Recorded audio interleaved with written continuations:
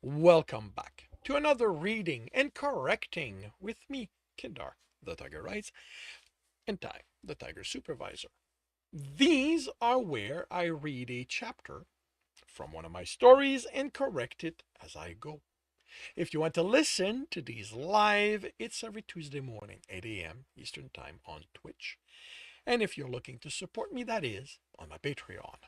Today we are doing chapter 36 of The World Which Is. It's 2 days before the ferry leaves. During that time, I'm kind of stuck in the club. So that's going to be another paragraph. Actually, yeah, you know what? That works. With Xander set on taking me to journal, Brandon doesn't want me roaming outside unescorted, and he can't do it. He has to get supplies for the trip. He needs to let. He has to get the cursor. Cursor is here. He needs to let some folks know he's going to be out of town and see to it we have a spot on the ferry.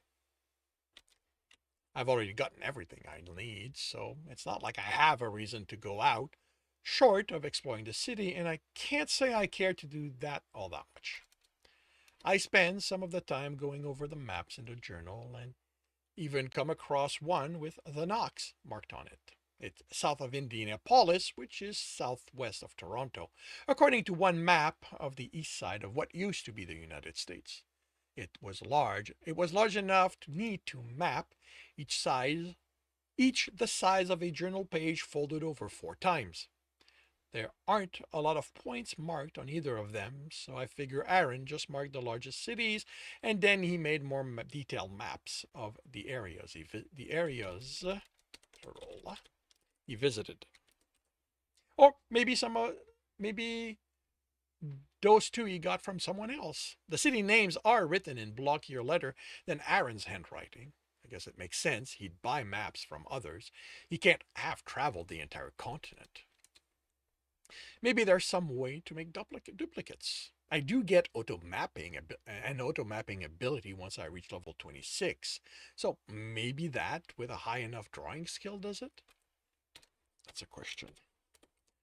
I rearranged a map based on the major cities on them. I have no idea how Aaron used to find anything in them the way they were shuffled. I also introduced myself to some of the others in the club, which garner me chuckles and odd looks. I get the feeling that's not something they do, but I'm not going to be the one acting like I'm better than anyone else, than anyone here. And this way, I can make sure I'm known as Dennis instead of Aaron's son. Just Dennis, I tell them, and figure they can decide why I don't want Aaron's surname associated to me on their own. The team of non-human is led by the orc, Wilfred.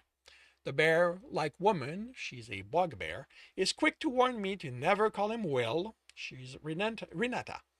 The scaled man is Patch. His species is Carlical, which I've never heard of, but considering how long that list is, doesn't surprise me. All he'll tell me about himself is that he's from South America. There's a fourth one with them that morning, and even mentally I fight not to describe him with the animal he resembles until he tells me he's a rat. A ratican, he specifies, but so long as he's not the butt of a joke, he doesn't mind being referred to as a rat. He's Maurice.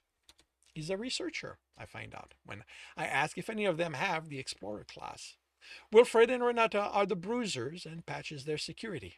None of those are classes, I figure, but I don't inquire further.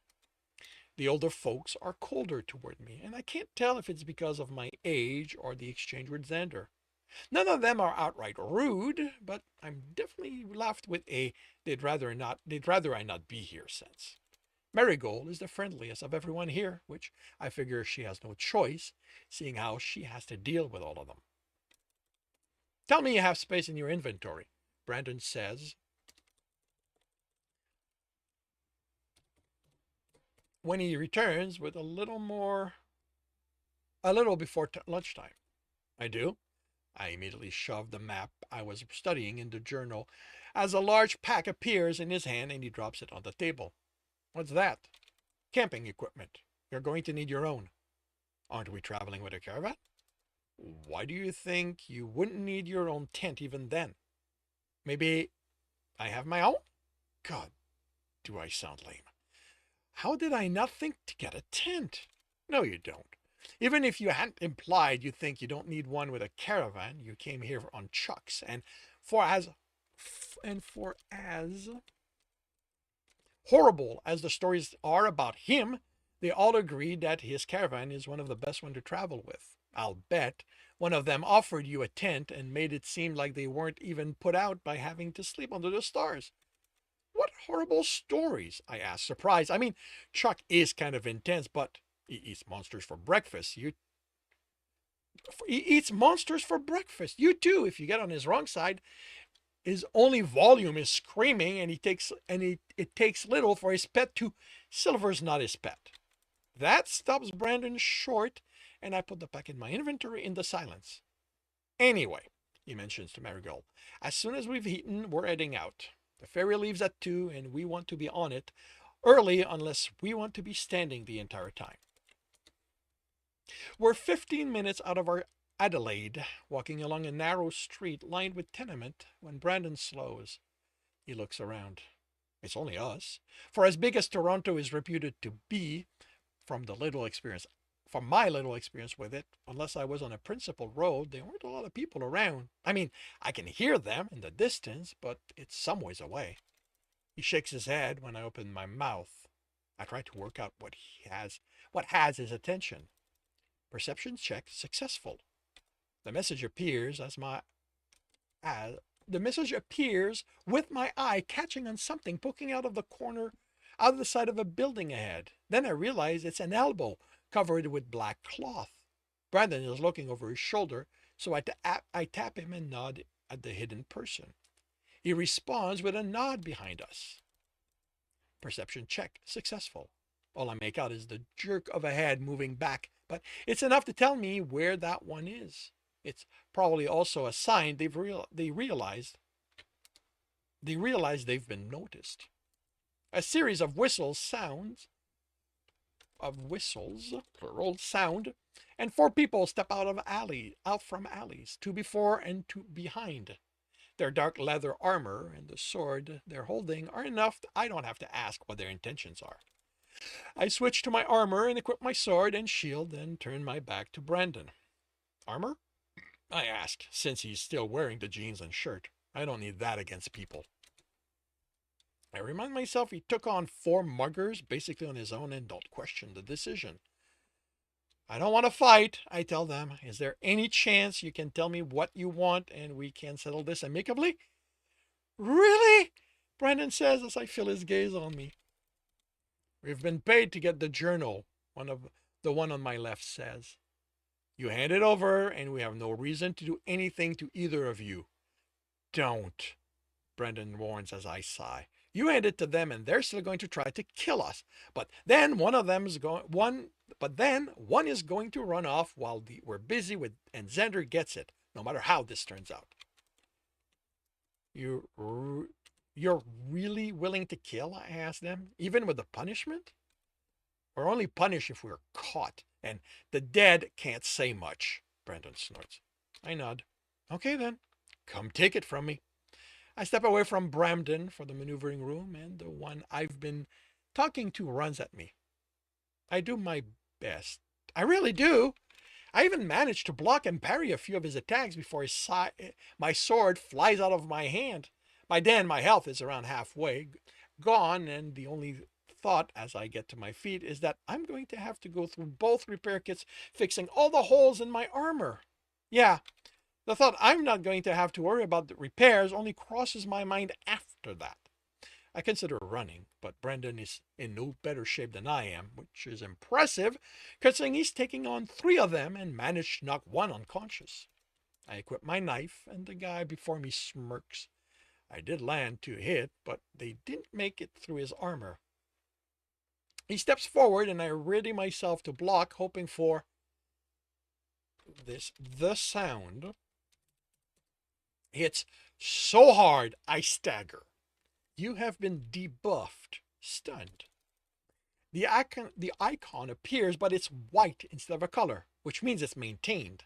The sound, like that of a cat I heard screaming once, only so much louder and painful. The sounds is cursor. The sounds like that of a cat I heard screaming once, only so much louder and more painful. The man before me shakes himself, tries to take a step, and nearly falls.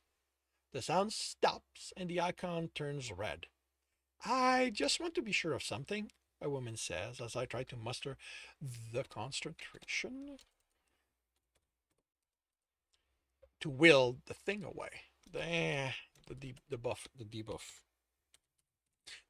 away. But the three of you in black, ganging up on the good-looking fighter, are the bad guys here. You are so dead, bitch, someone replies. That's good enough for me. The next sound is nicer. The next sound coming comes from her is nicer. Then I realize it's music as the okay. Music. A violin. It's music, a violin, as the debuff vanishes. You have been buffed. Strength of the underdog. I'm going to have to query the system about that one later, but its effect is immediate as the violinist plays. My health bar pulses as it fills and increases in size. Then when I step forward, my still disoriented assailant. No. When I step toward my still disoriented assailant, my steps feel surer. He swing and I easily block. Then I slam my shield against the side of his head and he's sent off his feet. The icon is already turning green, so I don't have much time. I kick him in the face as he's struggling to get up as hard. I kick him in the face as hard as I can as he struggles to get up. And he's on his back, unmoving. I run to help Brandon, who kicks one away, while the other holds him in a bear hug from the back. Deal with him, he tells me, elbowing the one holding him.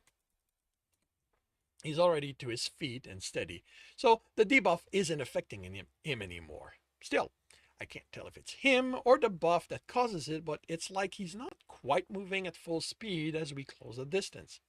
I see his punch coming, block it, reverse my grip on the knife, and slam the pommel in his stomach, and he staggers back. Then I know it was me as the buff vanishes, in spite of the music still going on. He comes at me fast, and his fist gets all my attempts to not be where they're going to hit, except the last one, which is funny since I can barely stand at that point. The smile on his face is nasty as he raised his fist, only to go flying back. I think you've had enough fun. Brandon snarled. It's my time to play with him. Brandon looks in worse shape than I feel, but he makes quick work of the attacker, throwing in one final kick at the unconscious man. Then the music stops, and I nearly fall.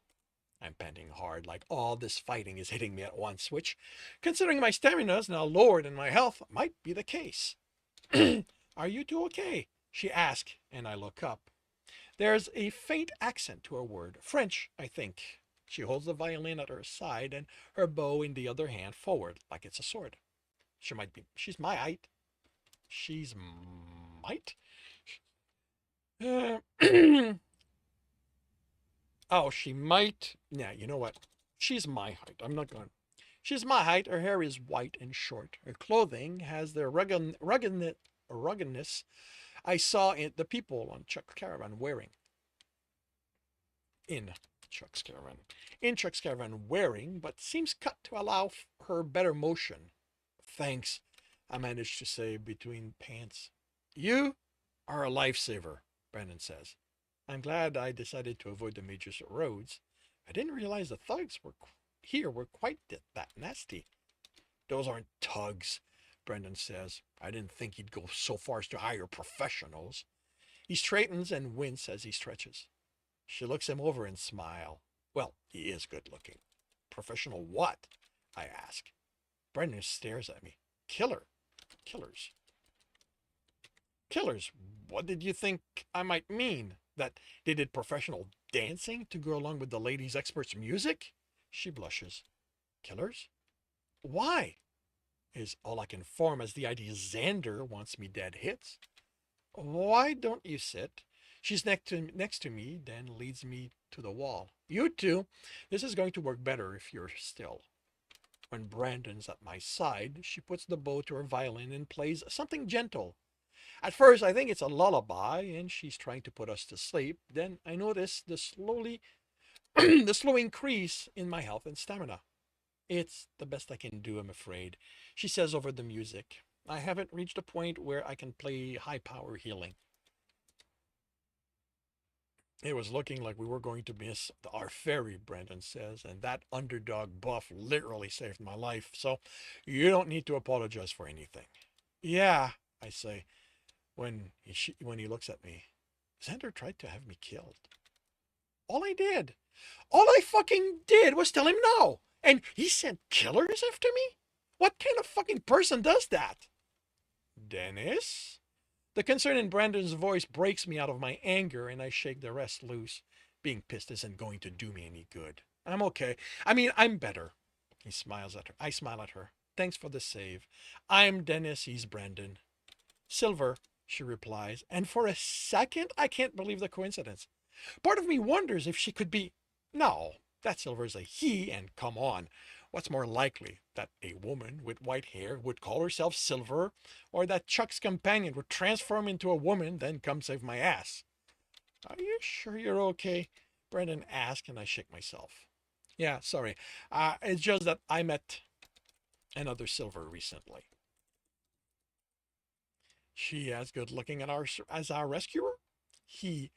I reply while she blushes hard. Of course, now I look her over again. She's slim, but not thin. Her face is heart-shaped, her lips full, nice blue eyes.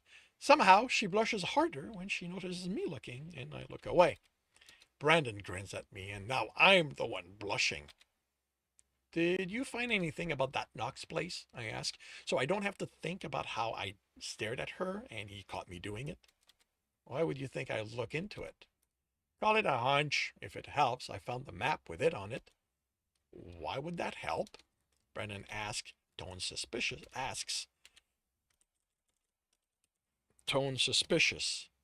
Instead of answering him, I look at Silver, who's back to her naturally lightly tanned coloring. I know we don't actually know each other, and you probably have plans already, but seeing how you saved our lives, and I think someone who can heal us is going to be of help with what I'm planning, would you be interested in going on an adventure with me? She blushes again. What are you planning? Brennan asked, and this time there's eagerness in his voice. Xander tried to have me killed to get whatever is in the whatever is in the Knox. I say we pay him back by going there, finding it, and dropping it off at the first Explorer Club we find so he can get news of it. Yes! Then his expression drops. Oh, fuck. We're going to need more help. And that concludes chapter 36 of The World Which Is.